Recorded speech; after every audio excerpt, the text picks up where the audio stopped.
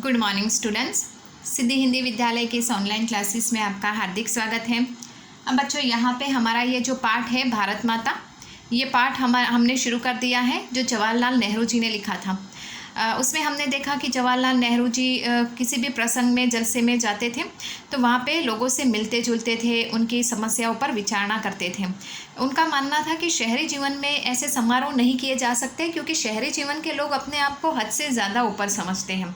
अगर समारोह करना है, भाषण देना है तो गाँव में जाओ, किसान मजदूरों के बीच में जाओ।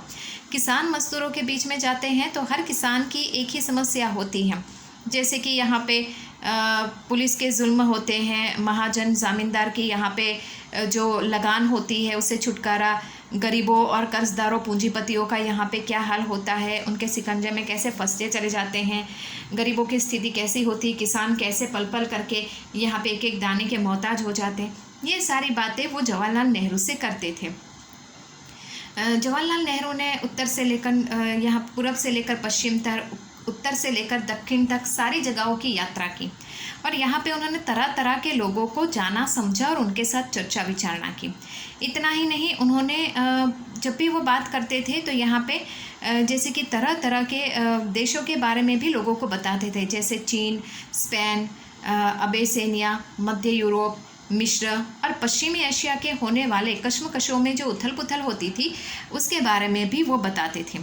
यहाँ तक कि उन्होंने ये भी बताया था कि जैसे कि बाहर के देशों में कोई काम जैसे कि प्रगति होती है तो प्रगति होना जितनी तेज़ी से होती है वो थोड़ा मुश्किल होता है, लेकिन फिर भी नामुमकिन नहीं हो सकता।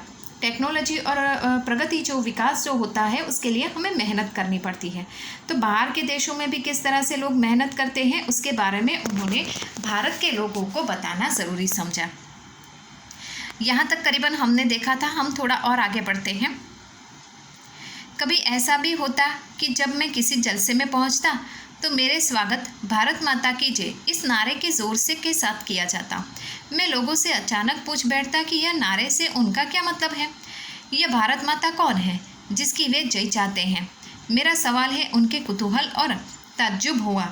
कुतूहल यानी आश्चर्य, और कुछ जवाब न बन पड़ने पर वे एक दूसरे की तरफ या मेरी तरफ देखने लग जाते। मैं सवाल करता ही रहता। आखिर एक हट्टे कट्टे जाट ने जो अनगिनत पीढ़ियों से किसान करता आया है जवाब दिया कि भारत माता से उनका मतलब धरती से है। कौन सी धरती? खास उनके गांव की धरती या जिले की या सूबे की या सारे हिंदुस्तान की धरती से उनका मतलब है। इस तरह सवाल जवाब चलते रहते, यहाँ तक कि वे उपकर मुझसे कहने लगते कि मैं ही बताऊं। मैं इनकी कोशिश करता कि बताता कि हिंदुस्तान वह सब कुछ है जिसे उन्होंने समझ रखा है, लेकिन वह इससे भी बहुत ज़्यादा है। हिंदुस्तान ने नदी, पहाड़, जंगल, खेत जो हमें अन्न देते हैं ये सभी हमें अजीज़ हैं। अजीज़ यानी बहुत प्यारे, लेकिन आखिरकार उनकी गिनती वे है हिंदुस्तान के लोग, उनके और मेरे जैसे लोग जो इस सारे देश में फैले हुए हैं। भारत माता दरअसल यही करोड़ों लोग हैं और भारत माता की जय से मतलब हुआ इन लोगों की जय का। मतलब यहाँ पे वो जब भी किसी समारोह में जाते तो उन्होंने बताया कि जब मैं पहुँचता तो लोग मुझे देखकर भारत माता की जय ये नारा लगाते। अब जवाहरलाल नेहरू को समझ में नहीं आता कि मुझे देखकर ये लोग भारत माता की जय का नारा क्यों लगाते। वो लोगों से पूछते कुतूहल यानी आश्चर्यचकित होकर कि जब मैं आता हूँ तो तभी आप ये नारा क्यों लगाते हो। तब लोगों को कुछ समझ में नहीं आया कि क्या जवाब दे। तब उसमें से एक जाट दाढ़ी वाला इंसान बाहर आता है भीड़ में से और वो कहता है कि हम अपनी धरती को यहाँ पे भारत माता के रूप में उसका यहाँ पे जय बोलते हैं। तो यहाँ पे वो फिर से प्रश्न करते जवाहरलाल नेहरू जी की धरती यानी कौन सी? आपके गांव की, आपके ज़िले की, आपके सूबे की, आपके शहर की, आपके राज्य की या पूरे हिंदुस्तान की? इस तरह से सवाल जवाब चलते रहते। आखिरकार वो लोग उब जाते, मुझसे परेशान हो जाते, तो मुझसे ही कहते, मुझसे ही पूछते कि आप ही बताइए भारत माता की जय यानी किसकी जय। तब जवाहरलाल नेहरू कहते भारत माता की जय मतलब भारत में रहने वाले करोड़ों एक एक इंसान की यहाँ पे जय, जिसने यहाँ पे भारत की संस्कृति और सभ्यता की गरिमा को बनाए रखा है। मैं उनसे कहता कि तुम इस भारत माता के अंश हो, एक तरह से तुम ही भारत माता हो। और जैसे जैसे ये विचार उनके मन में बैठता उनकी आंखों में चमक आ जाती, इस तरह मानो उन्होंने कई बड़ी खोज कर ली हूँ। तो इस तरह से वो समझाते लोगों को कि भारत माता की जय मतलब आप अपनी खुद की जय करते हैं, आप सर्वश्रेष्ठ इंसान हो जो किसानों का काम करते हो। ये सुनकर उनमें एक भीतर बहुत ही उत्साह जग जाता, उनकी आंखों में एक अलग प्रकार की चमक आ जाती, किसान मजदूर खुश हो जाते। तो बच्चों ये पाठ यहाँ पे ख़त्म होता है। पाठ के जो प्रश्न हैं वो अभ्यास के प्रश्न हम यहाँ पे देख लेते हैं। भारत की चर्चा नेहरू जी कब और किससे करते थे? तो भारत की चर्चा नेहरू जी कोई समारोह, प्रसंग, जुलूस या जलसे में जाते तब करते थे। किससे करते थे? जो किसान, मजदूर, गरीब, बेरोज़गार लोग होते थे उनसे करते थे। नेहरू जी के भारत के सभी किसानों से कौन सा प्रश्न बार बार करते थे?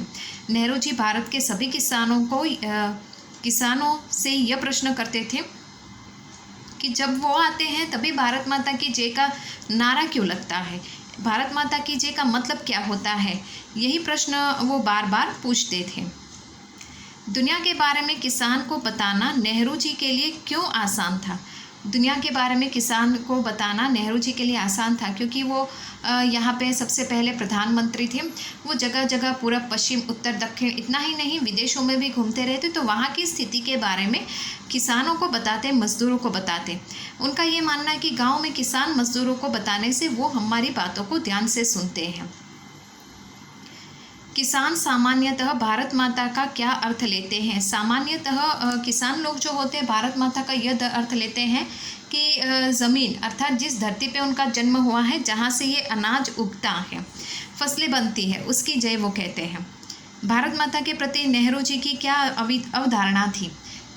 भारत माता को लेकर नेहरू जी की यह अवधारणा थी कि भारत माता अर्थात भारत में रहने वाले करोड़ों लोगों की जय, अर्थात उन सभी इंसानों की जय जो भारत की संस्कृति, सभ्यता और गरिमा को उजागर करता है, अर्थात वो किसान मजदूर की जय जो मेहनत करके फसल उगाता है।